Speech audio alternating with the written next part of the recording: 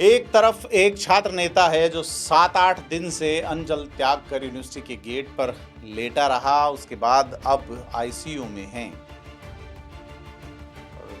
3 छात्र यूनिवर्सिटी में चुनाव की मांग को लेकर जयपुर में पानी की टंकी पे चढ़ गए, इतनी ऊंचाई पे कि सरकारी सिस्टम जिसमें पुलिस प्रशासन, फायर ब्रिगेड, सिविल डिफेंस की टीमें मनाती रह जाती है। सवाल एक ही है, इन लोगों का सवाल एक ही है कि हमें वोट डालने दो। और ये कोई विधानसभा चुनाव नहीं है, ये कोई लोकसभा चुनाव नहीं है, ये है छात्र संघ चुनाव। एक ऐसा चुनाव जो कभी राजस्थान की राजनीति की नर्सरी हुआ करता था और जो बीते 4 साल से 2 अलग अलग सरकारों के राज में लगातार टाला जा रहा है।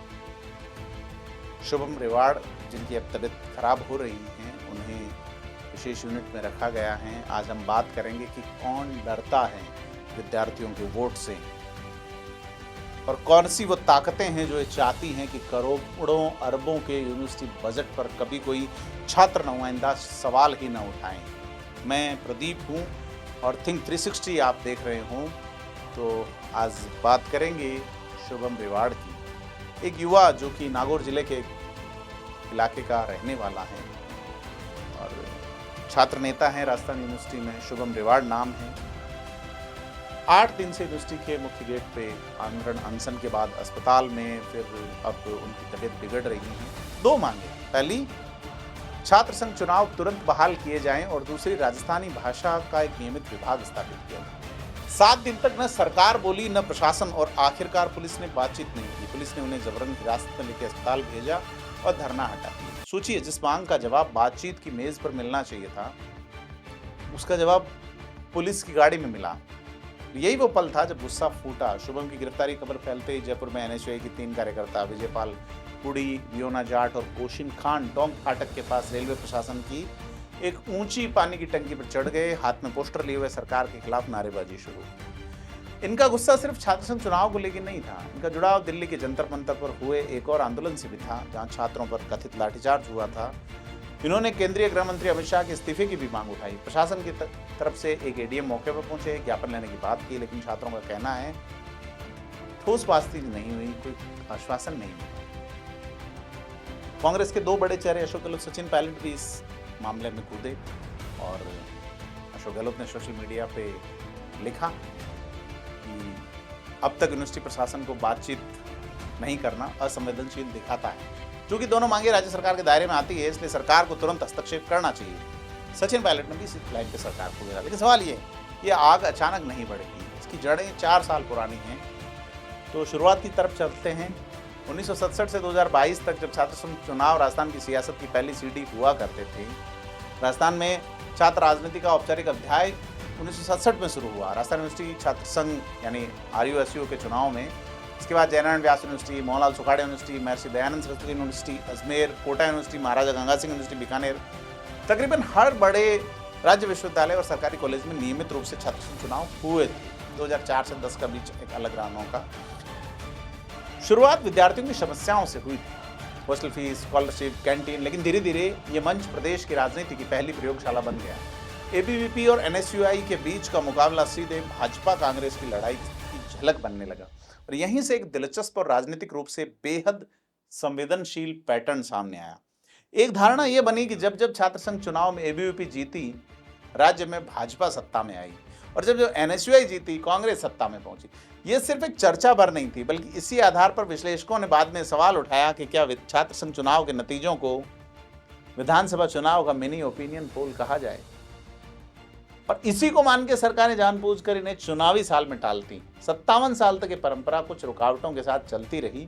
एक पूरी लीडरशिप पाइपलाइन इसी से निकली, लेकिन 2023 में परंपरा अचानक थम गई। 22-23 में जब अशोक गहलोत सरकार ने पहली बार ताला लगा दिया।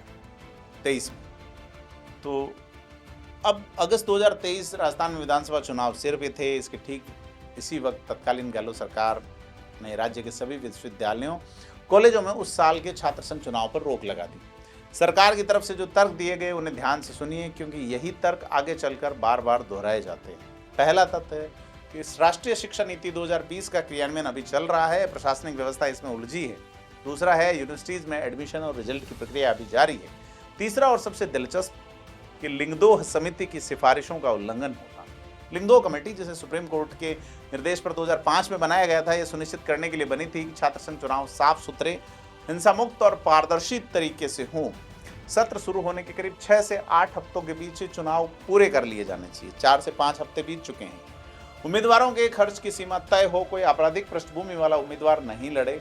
सरकार का कहना था कि राजस्थान के विश्वविद्यालयों में छात्र संघ चुनाव में धन बल और बाहुबल का खुला इस्तेमाल हो रहा है, जो कि जेएम लिंगदोह की समिति की सिफारिशों का सीधा उल्लंघन है। इसलिए सर्वसम्मति से फैसला लिया गया कि उस साल चुनाव नहीं हो। लेकिन विपक्ष यानी उस वक्त की भाजपा ने सीधा इसे विधानसभा चुनाव से जोड़ा। तर्क ये था कि मुख्यमंत्री अशोक गहलोत अपनी सत्ता बचाने के लिए राजनीतिक बिसात बिछा रहे हैं और छात्र संघ चुनाव के नतीजे कहीं कांग्रेस के खिलाफ माहौल न बना दें, इसलिए लोग लगाएगी। 6 लाख से ज्यादा छात्र उस साल वोट नहीं डाल पाए। अब यहाँ एक पेच है। दिसंबर 2023 में सरकार बदल गई, भाजपा सत्ता में आई, और अगर आरोप सही था कि गहलोत सरकार सिर्फ अपने चुनावी फायदे के लिए टाल रही थी, तो सवाल उठता है नई सरकार ने चुनाव बहाल क्यों नहीं? अब भजनलाल सरकार आती है 2023 के दिसंबर में। यहीं से कहानी और दिलचस्प हो जाती है और ज्यादा चिंताजनक हो जाती है। 2024 में चुनाव नहीं हुए, 2025 में भी नहीं, और अब 2026 में भी शायद नहीं हो रहे। यानी लगातार चौथा साल जब राजस्थान के किसी भी सरकारी विश्वविद्यालय में छात्र संघ चुनाव नहीं हुए, और इस बार ये फैसला उस भाजपा सरकार का है जिसने विपक्ष में रहते हुए इन्हीं चुनावों की रुकावट पर सबसे तीखे सवाल उठाए थे। अगस्त 2025 में जब मामला हाईकोर्ट पहुंचा तो भजनलाल सरकार ने कोर्ट में लिखित तौर पे साफ इनकार कर दिया कि इस साल चुनाव होंगे।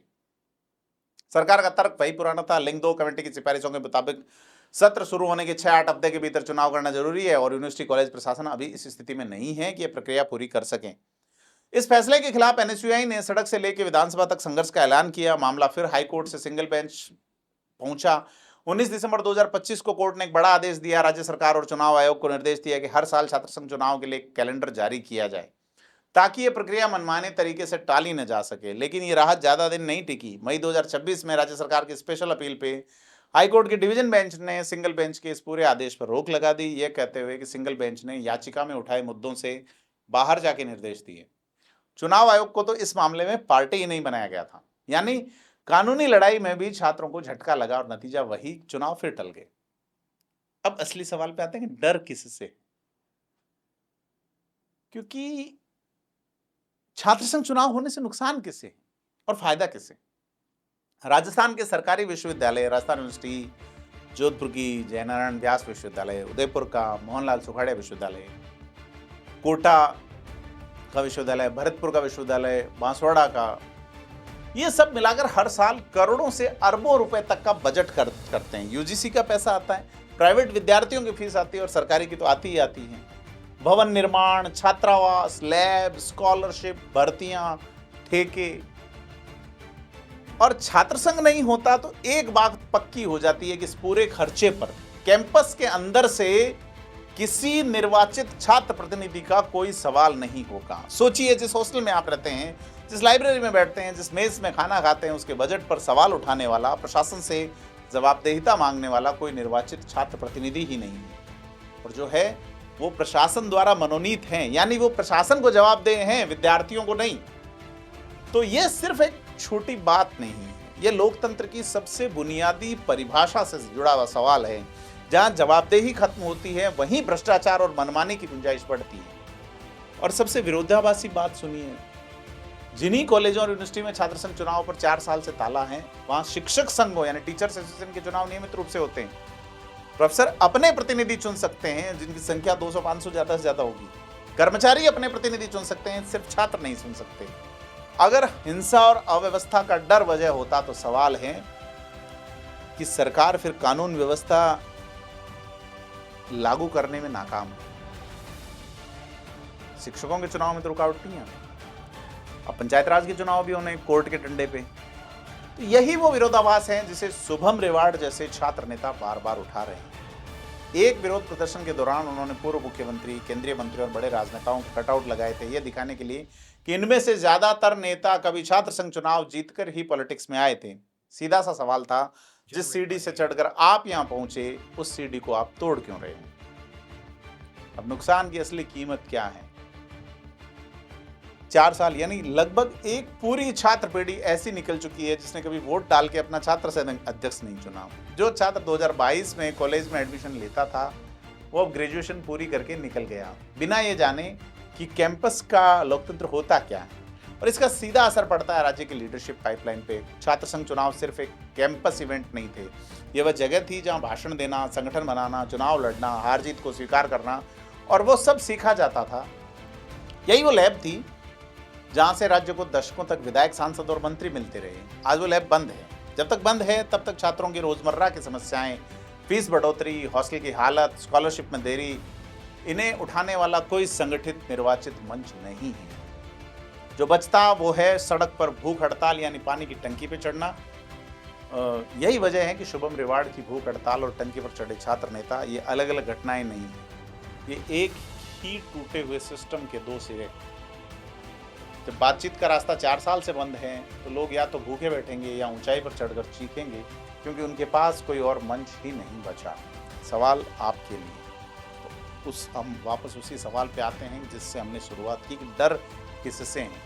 क्या डर सच में हिंसा और अव्यवस्था से है, या डर उस दिन से है जब कोई 20 साल का छात्र वोट से चुन के यूनिवर्सिटी के वीसी के सामने बैठकर पूछे, सर पिछले साल का हॉस्टल मेंटेनेंस बजट कहाँ गया?